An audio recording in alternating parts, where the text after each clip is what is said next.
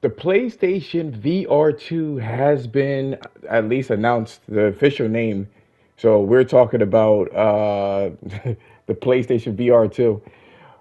Unsurprisingly, of course, they were going to name it that. Like, what else could they name it?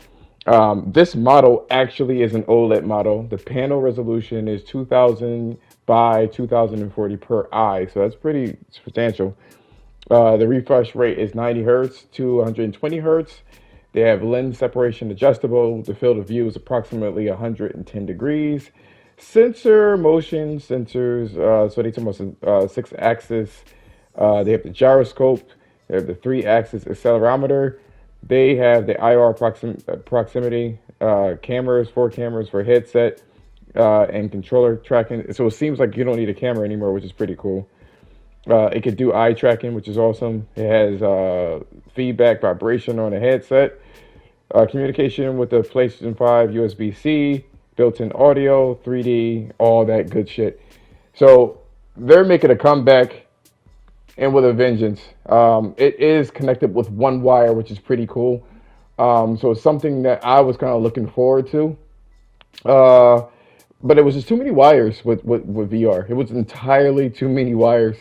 Uh, I would like it to be wireless, so I wonder if they have like a battery pouch to connect it on there, and that's what gives it the power. I'm not exactly sure, but they're gonna have to reduce the latency.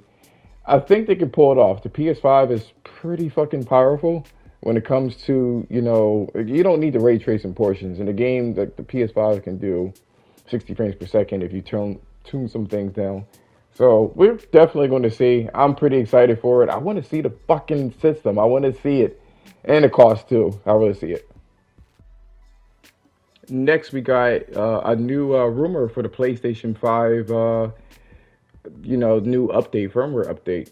Don't know what the number is. It's pretty crazy, the number system that they have going on. I'm like, when you look at it, but supposedly what they have is going to be VRR, which I guess it's good to have features. It's good to have things like that, but the frame rate was never too much of an issue with the PS5 anyway. But the more the merrier. You still got to buy like an expensive ass TV, just a public service announcement. To be honest, 1440p is another thing that they said that was going to be supported. Now, if you have a monitor, you can only do 1080p or 4K, and a lot of monitors are 1440p anyway.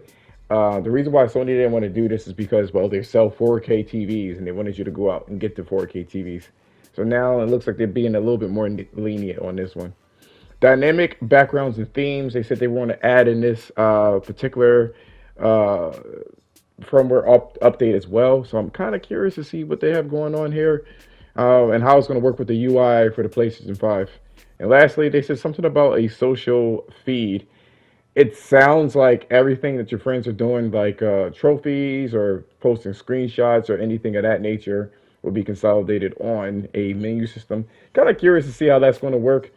They need a whole cleanup on their menu systems anyway. That is a problem for me. They need to fix that. Um, it's the features are there. That'd be cool. I think one of my most begged for feature is to be able to make your own cards and send it. So like if my friend need help with say Grand Theft Auto, they'd be able to make a card, or I'd be able to make a card and send it to them with commentary and things like that. I think the card system would definitely be reinvigorated if they do something like that. We'll see. They said something about spring of 2022.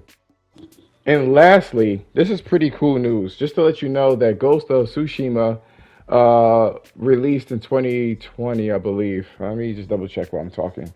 So what happened with Ghost of Tsushima is that it finally hit 8 million units. That includes the PS5 edition and everything like that. So really, really good for Sucker Punch. This was probably their biggest franchise. Uh, I mean, it deserves every crumb that it gets. It deserves. It was actually, I'm looking at it now, it was released July 17th of 2020. And it sold from July to basically to now, or end of year, last year, it sold 8 million. So it's been getting late. It's on its way to doing 10 million. And that's because the reputation that Sony has been building up, thank God, because people weren't seeing the quality that Sony had to offer, which was unfortunate. But 8 million. You know, the funny thing is, excuse me for being a troublemaker here, but um, where's the Last of Us Part Two's numbers? I'm curious to see where that is.